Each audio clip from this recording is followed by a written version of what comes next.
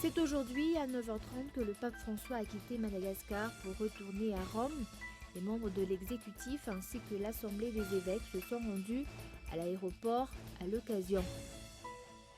Le Bianco et le Transparency International Initiative Madagascar ont signé aujourd'hui une convention de partenariat, une collaboration qui se fera par le biais de l'éducation citoyenne.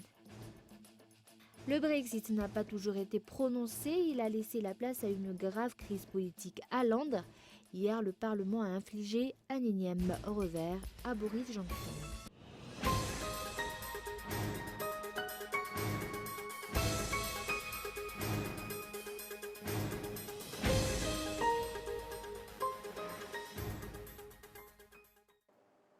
Bonsoir à tous et bienvenue dans cette édition du journal en version française sur Cool TV. À la une, c'est aujourd'hui à 9h30 que le pape François a quitté Madagascar pour retourner à Rome. Les membres de l'exécutif ainsi que l'Assemblée des évêques se sont rendus à l'aéroport d'Ivat à l'occasion. Reportage.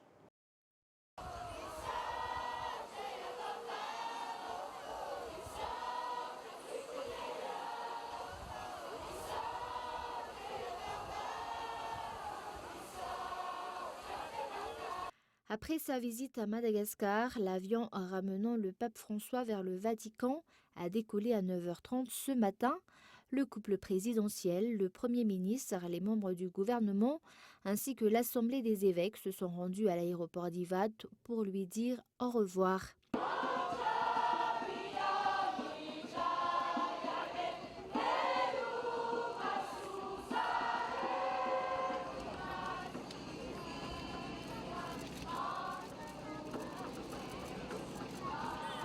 Le représentant des évêques de Madagascar a par la suite tenu un discours pour remercier le peuple malgache et les responsables au sein de l'État pour s'être donné la main afin de préparer le séjour du Saint-Père à Madagascar.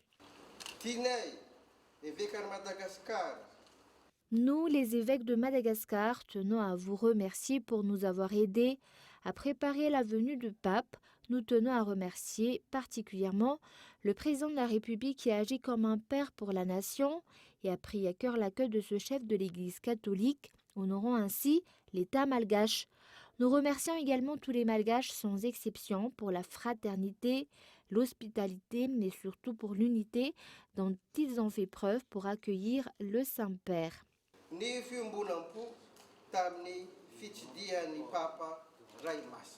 Depuis sa nomination en tant que souverain pontife en 2013, le pape François a visité 49 pays, Madagascar étant le 48e.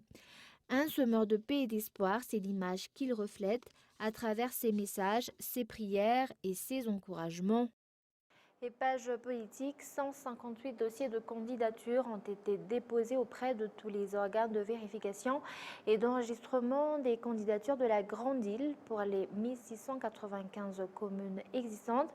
Le délai de clôture de dépôt de dossiers sera maintenu selon la CENI. Reportage de Mia Tarangenev. Pour les 1695 communes de Madagascar, à ce jour, 158 dossiers de candidature pour se présenter comme maire et 52 dossiers provenant de candidats qui veulent se présenter pour devenir conseiller municipal. Le délai de dépôt de dossier a été maintenu, cependant la procédure a été simplifiée.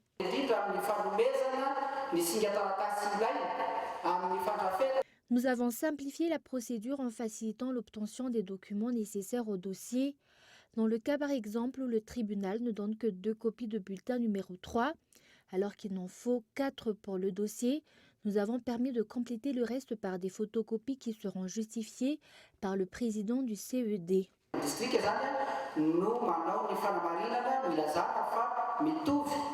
D'autre part, des mesures seront prises si aucun candidat ne se présente dans certaines communes.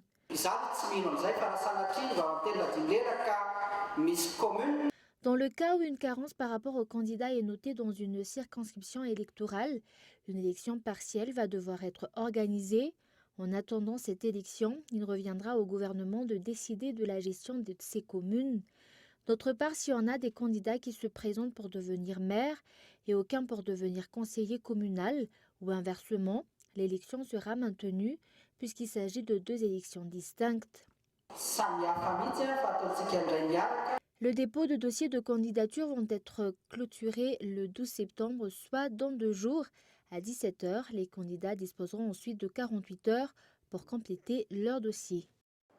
Et les citoyens manquent de connaissances en ce qui concerne leurs droits par rapport au processus électoral, un point qui explique les nombreuses requêtes qualifiées de non fondées.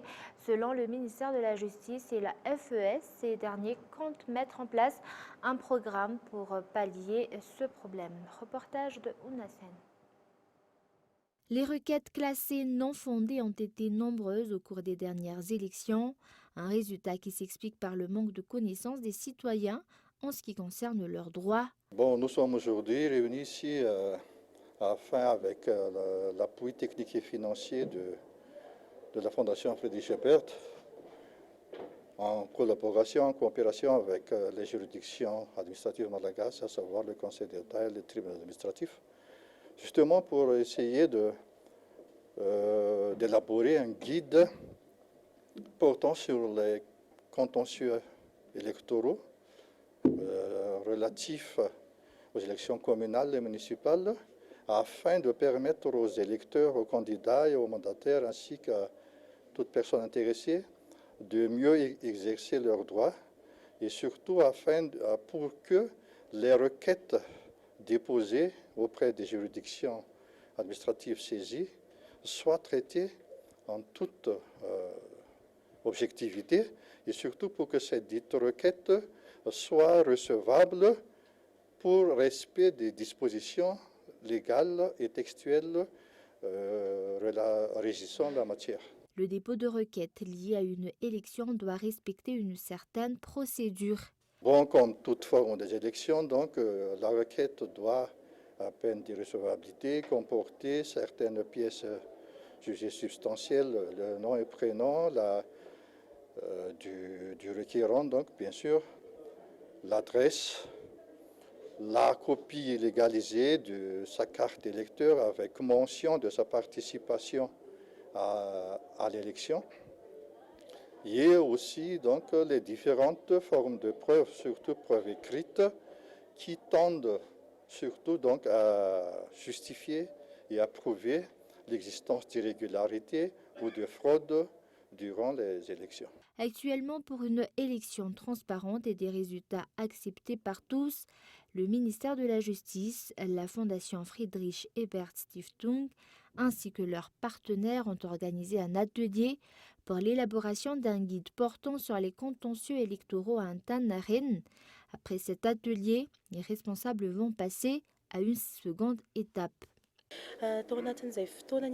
Au cours des dernières élections, la FES estime avoir une certaine responsabilité par rapport à l'amélioration des résultats. Nous allons préparer une sorte de campagne de communication pour les électeurs et les acteurs électoraux afin de faire part des résultats de cet atelier. Cet atelier est organisé dans le cadre de la préparation de l'élection communale du 27 novembre prochain. Et comme nous l'avons annoncé dans les titres, Bianco et Transparency International, Initiative Madagascar, ont signé aujourd'hui une convention de partenariat, une collaboration qui se fera par le biais de l'éducation citoyenne. Reportage. À Madagascar, la corruption représente encore un important fléau et malgré la mise en place d'un organisme pour la lutte contre la corruption, la participation de tous à cette lutte est nécessaire pour plus d'efficacité, raison pour laquelle une forme de collaboration a été mise en place entre le Bureau indépendant anticorruption et Transparency International, Initiative Madagascar. Individuellement, nous sommes limités dans notre capacité à lutter contre la corruption. Seule une action conjointe et coordonnée de toutes les entités de bonne volonté, l'organisme public, l'organisation civile et autres dans le secteur privé, pourra assurer le succès de notre lutte contre le fléau de la corruption. Ensemble, nous sommes plus forts contre la corruption. Les détournements de deniers publics représentent l'un des cas de corruption les plus courants, une lutte priorisée par l'État pour mettre un terme à l'impunité. Nos actions communes, nos actions conjointes vont participer largement à éclairer les citoyens pour que celui-ci refuse la corruption, pour que celui-ci après dénonce la corruption, afin qu'effectivement on puisse lutter contre l'impunité et qui se généralise malheureusement. Mais on ne baisse pas le bras. Plus l'ennemi est fort, plus la lutte doit être forte. Une convention de partenariat pour 2 ans a été signée aujourd'hui entre le Bionco et Transparency International Initiative Madagascar et a pour objet de préciser les principes et modalités de collaboration au niveau de 5 axes d'intervention: la prévention de la corruption par l'éducation citoyenne, le journalisme d'investigation sur la corruption, le renforcement de l'efficacité du traitement des doléances citoyennes liées à la corruption, l'organisation d'événements ponctuels de lutte contre la corruption et le développement de la recherche sur la corruption à Madagascar.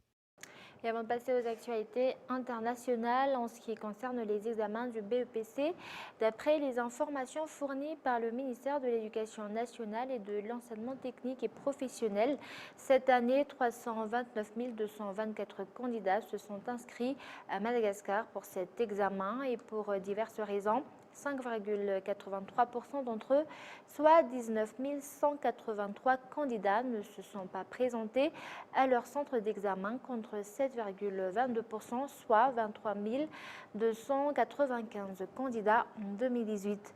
Il est à rappeler que les corrections vont débuter jeudi, dernier jour des épreuves, et les résultats devraient être publiés au cours de la semaine prochaine.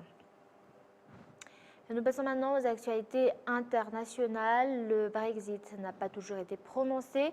Il a laissé la place à une grave crise politique à Londres.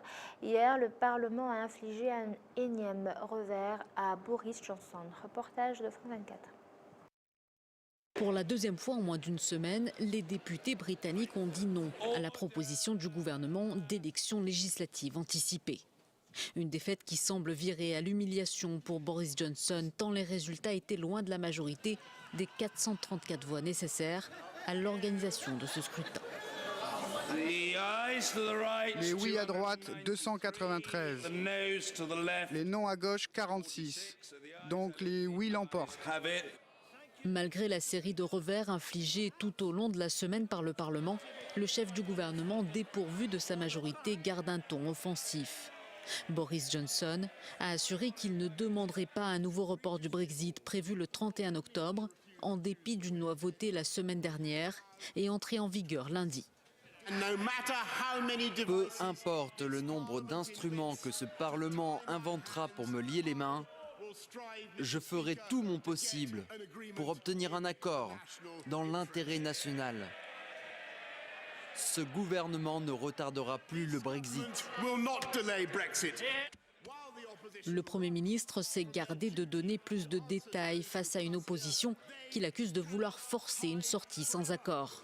Cette séance était la dernière avant la suspension très controversée du Parlement pendant 5 semaines. C'est d'ailleurs dans une ambiance électrique que la cérémonie de clôture s'est déroulée.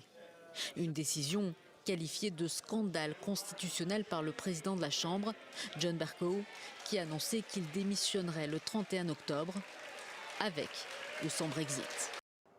Et le Nigeria prévoit de rapatrier 600 de ses ressortissants après les violences xénophobes en Afrique du Sud. Le bilan de cette vague d'attaques contre les commerces tenus par des étrangers est élevé. Reportage de France 24.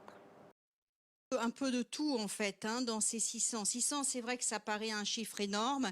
Il y a un avion qui va partir mercredi, un deuxième avion qui suivra.